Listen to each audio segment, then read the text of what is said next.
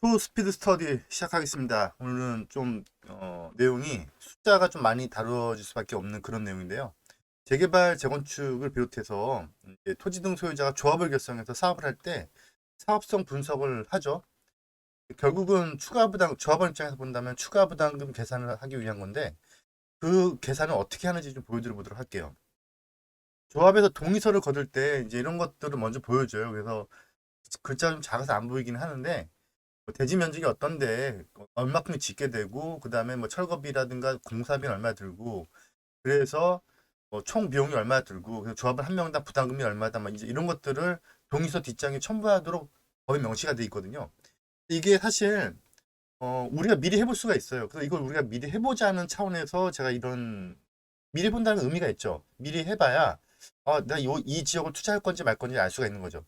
조합에서 다 미리 해줘서 나중에 보여줄 때는 이미 다 그게 가격에 반영이 되어 있겠죠. 우리는 가격에 반영되어 있기 전에 미리 가서 그 계산을 조합이라는 게 결성되기도 전에 먼저 해볼 수가 있다면 이 물건을 잘 사는지 못 사는지 적어도 미리 판단해 볼 수가 있다는 거죠. 그 원리적인 거를 앞으로 몇 시간을 거쳐 차근차근 한번 해볼게요. 이렇게 조합에서 만약에 조합원 분양가, 일반 분양가 뭐 이런 거 제시를 할 거라고요.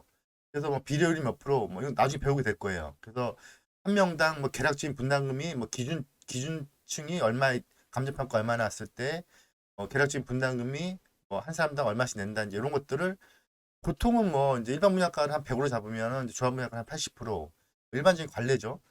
이제 그거에 따라서 이제 비료율이 정해지고 그리고 뭐 평균적인 조합원의 추가 부담금 뭐 이런 것들이 정해지게 되는데 이게 그러면 어떤 계산식에서 나오냐는 거죠. 우리가 막 설계를 미리 해보고 막 그렇게 해봐야지만 알 수 있는 거냐. 그렇지 않고 우리가 알고 있는 기본적인 상식. 물론 이제 산수보다는 조금 높겠지만 적어도 그냥 엑셀 정도만 다룰 줄 알면 충분히 할 수 있는 그런 계산식이 존재한다는 거죠. 100% 맞을 수는 없지만 그래도 미리 해보는 차원에서 한 8, 90% 맞출 수가 있다는 거예요. 그래서 이 현장이 사업성이 좋은 현장이다, 나쁜 현장이다라는 걸 미리 알 수가 있다는 거죠. 그 원리적인 첫 번째 근거는 이런 거예요. 만약에 이런 1단의 토지가 이렇게 아파트가 지어진다면 그럼 뭐가 잡히겠죠? 비용이 잡히겠죠, 비용이요. 비용이 잡히면 그 비용에 의해서 수익이 나올 거라고요. 근데 이 수익은 그냥 나오는 게 아니죠. 비용에 의한 게 나온 거니까 비용을 차감을 하면은 순수익이 나오는데 이것도 일반적인 토지 매입 방식의 사업이 아니고 조합원들의 동의를 거둬서 하는 사업은 이게 그냥 비용이 이걸로 그냥 공사비, 철거비만 끝나는 게 아니죠.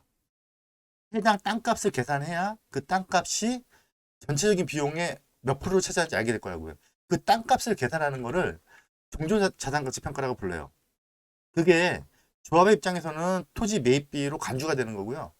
조합원들의 입장에서 본다 그러면 해당 사업에 출자한 자본금이 되는 거죠. 그게 만약에 500억 나왔다. 그럼 결국 감정평가 금액이 500억 나온 거죠.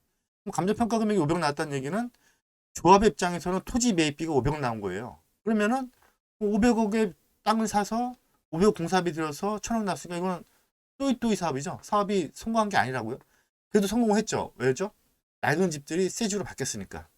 그래서 이제 이렇게 감정평가 부분이 토지 매입비를 간주하는 그런 평가다라는 걸 알고 계셔야 되고 나중에 이제 비례로 좀 더 자세하게 한번 말씀을 드릴 건데 그리고 이제 종후수익은 이제 종후자산가치가 되는 거죠. 이게 부장수익인데 이거를 미리 해보거든요. 부장하기 전에. 근데 이거는 우리가 또 추정할 수가 있죠. 인근 지역의 아파트 시세, 이 정도면 부장이 되겠구나 하는 걸 볼 수가 있는 거죠. 그래서 조합이라는 데서 동의서를 걷기 전에 저는 동의서를 많이 걷어봤으니까 조합에 제시를 하자.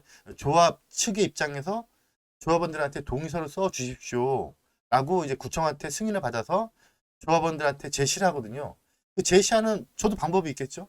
모든 정비업체들이 다 방법이 있을 거예요. 모든 시행사들이 다 그런 기본적인 룰이 있을 거라고요. 설계까지 가지 않더라도. 그래서 그걸 어떻게 계산하느냐. 이걸 우리는 알아야 되는데 그걸 이제 알기 위해서는 비례율이라는 게 뭔지 알아야 돼요. 요거는 별도의 챕터로 이제 계속해서 이제 한 번에 안 되겠지만 우리가 지금 초스피드로 가고 있기 때문에 몇 번에 나눠서 가게 되겠지만 원래 본 수업 때는 이것만 가지고 한 3일 해야 되거든요. 그 정도 양이 많아요.